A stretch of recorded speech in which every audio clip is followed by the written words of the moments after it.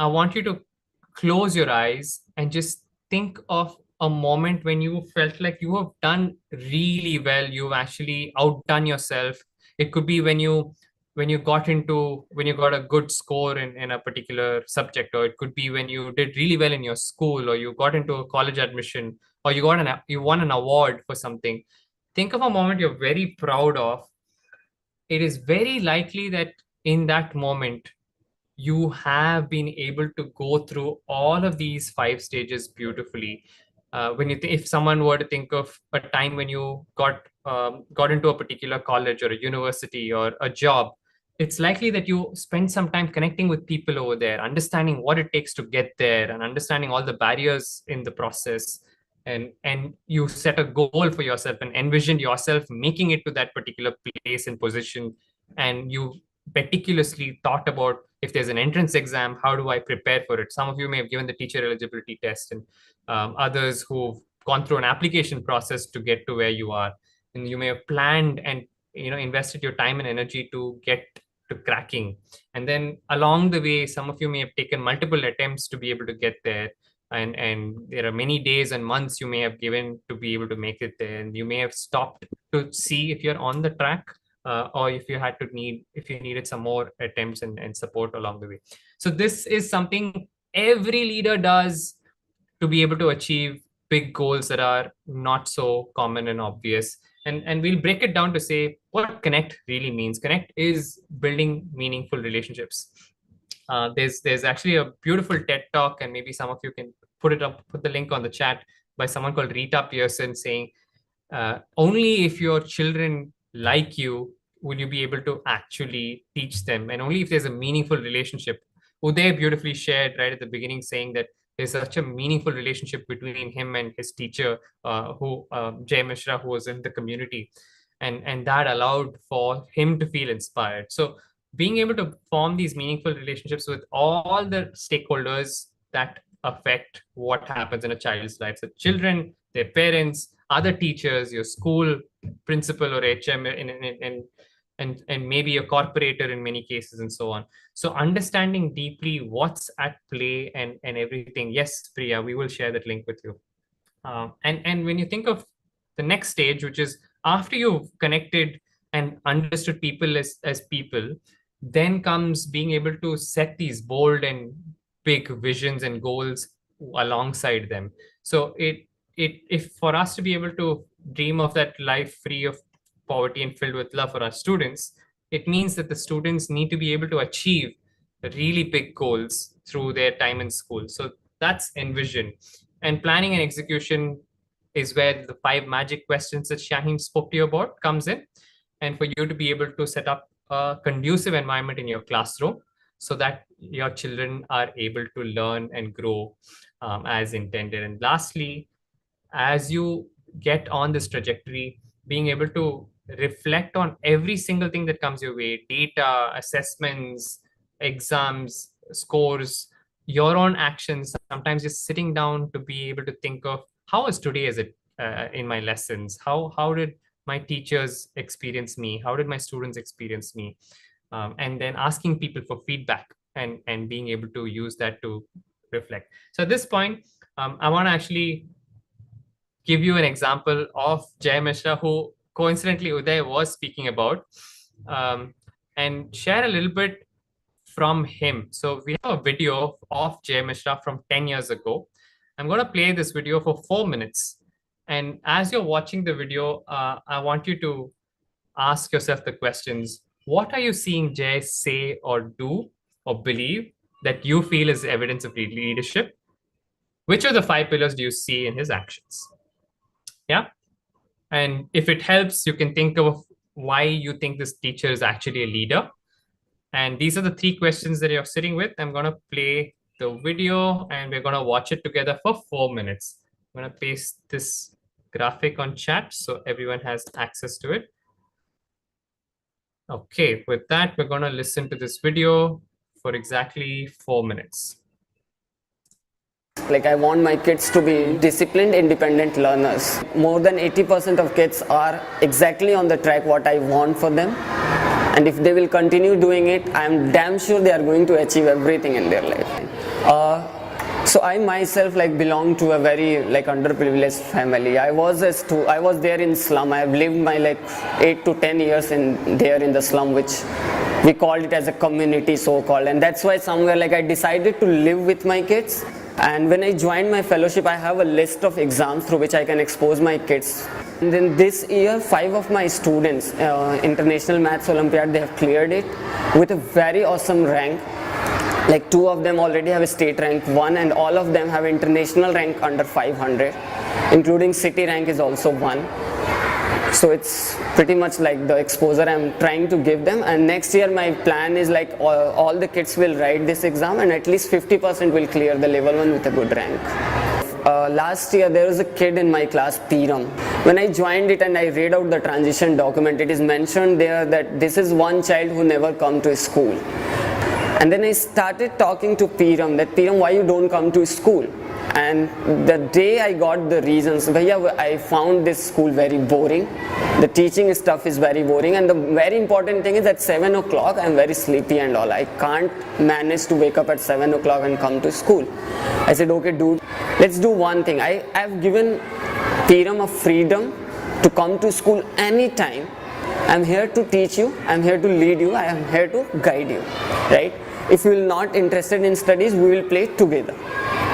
And he started coming to school at 7 o'clock on one condition that I want to sleep for 2 hours in class itself, and then after lunch I will be there in class with other students. I said okay fine, do it. For 2 months literally that boy was sleeping behind in the classroom. I didn't say anything to him. Even I've asked, like I've taken the permission from principal ma'am for him especially. After 2 months, right, there was a test and he did just awesome in the test, right? And then he came to me, bhaiya, just see, right?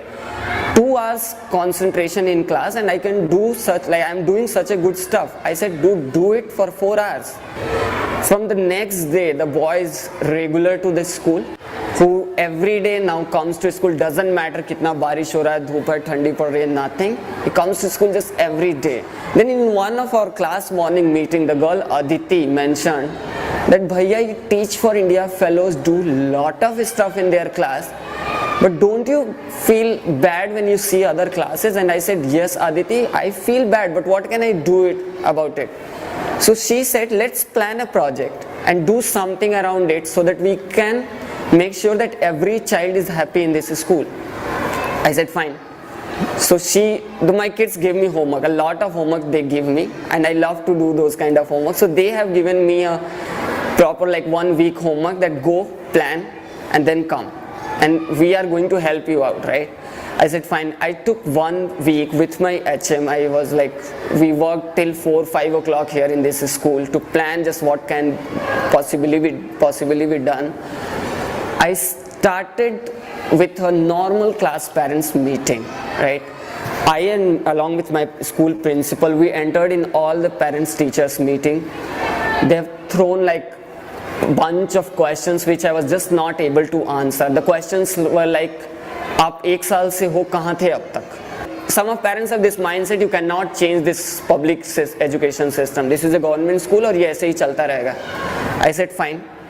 I accept everything what they said, and then I said ki fine, just help me for 1 month, support, I need your support for a month.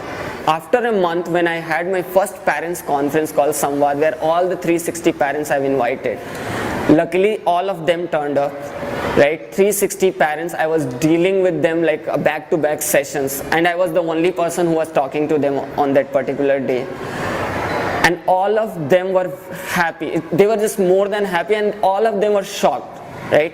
How a public school can change so much within a month, right?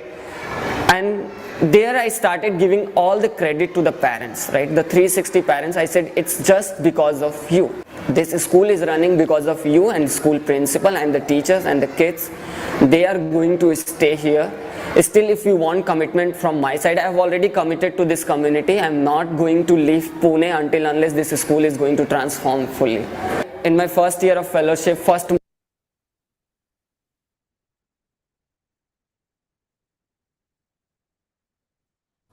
Every time I watch this video, I'm always just in tears, especially knowing that Jay Mishra is still with the community. It's been 10 years, Uday just mentioned. And remember the child Piram that he was talking about who used to be sleeping in the classroom? Piram is now a Teach for India fellow who just joined us 1 month ago. He's at our summer institute. He will be in a classroom very soon. Uh, Quickly, if you could go to the chat box and put down which pillar you were able to observe in Jay's, what he shared, and what do you think Jay says, and what do you think he believes. All the five pillars, say Vishnupriya. Connect with the students, connect and plan kept coming up. Freedom and ownership. Okay, so the five pillars would be connect and vision, plan, reflect, execute. So out of these five pillars, which pillar did you see the most in what Jay shared? Someone says all five. Some have picked four. Beautiful. So at different points, different pillars kept coming up, and we picked one example, and we realized that Jay was constantly taking inputs from his parents, from his students. He said he loves homework from his students. He said he patiently listened to all what parents had to say and accepted it at face value. He also made sure that he set up a school management committee to strengthen it. And in his classroom, he actually creates a really open space for kids to talk. He was able to accept Piram for his challenges and understand Piram's context.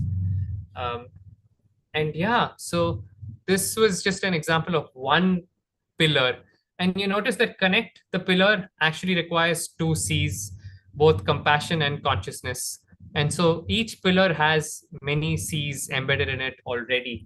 And so this is an example from a strong teacher. So we were able to explore Teach for India's leadership development framework through a strong teacher. And lastly, I have a question for you before we wrap up this call. You don't have to wait until much later to be able to practice these pillars. You can actually do them through your time in the Firki program. And here's an example of how Connect and Envision can actually show up in your Firki program. Would you be able to spend some time to connect with your children, teachers, and parents in a way that you haven't so far, like rediscover them in the process of this program?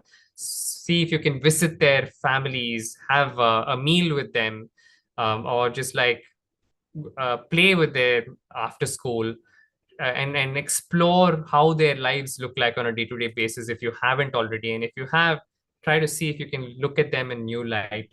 And similarly, there's so much systemic barrier that exists that's invisible in a classroom, and so being able to understand that inequity. And this group, there are 400 of you, and you'll soon break into different programs, and maybe 60, 70 of you are together in one program, and it'll be beautiful if you're able to connect with each other and the work you do, because please realize that this is a much larger collective, and this is a collective of 400 people. There are hundreds of people who have done Firki programs before, and you're also joining the collective of thousands of alumni who've been a part of Teach for India before. So we'll invite you to connect with not just each other, not just your students and teachers, but also with this larger collective. And with respect to planning and execution, and I see some of you are already doing these things, which is great, which means you have a responsibility to share with one another and exchange and steal ideas from one another. And hopefully through your time through the program, you're also making sure that you're using the magic questions in your planning and execution, and making sure that you're able to demonstrate what learning looks like in your context for your teachers, for your stakeholders. Someone's mentioned they would like to improve their relationship with their daughter. So beautiful.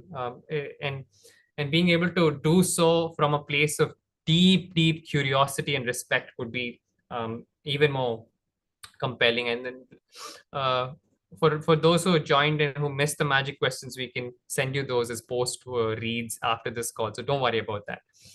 And as you're thinking about reflection, this is actually one of the biggest pieces of the five pillars.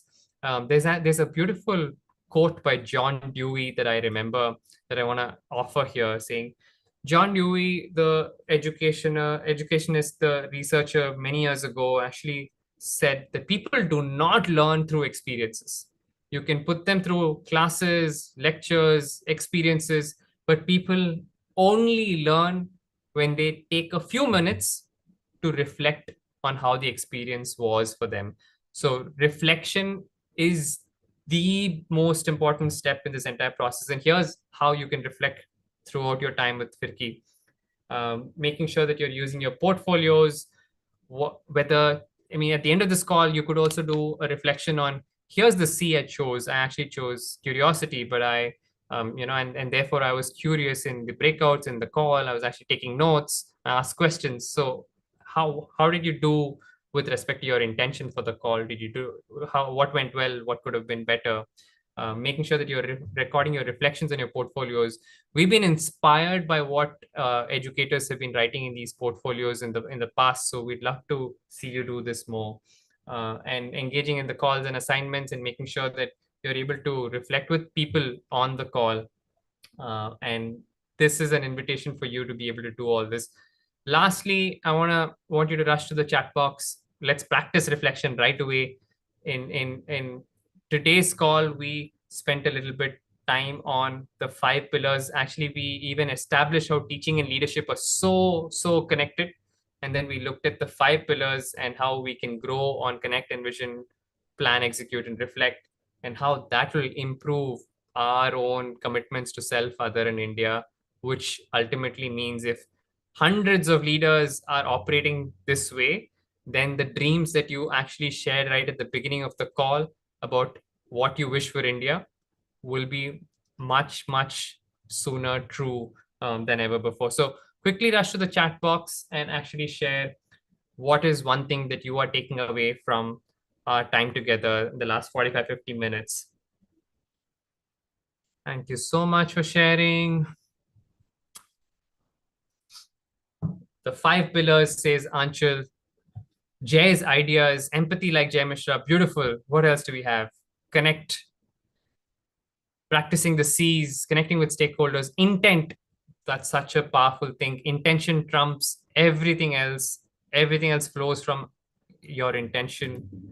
The 5 pillars, the importance of reflection, learning through doing, collaboration with students. Absolutely. It's phenomenal what you already do with your students and teachers. We'd love for you to play around with some of these frameworks and tools.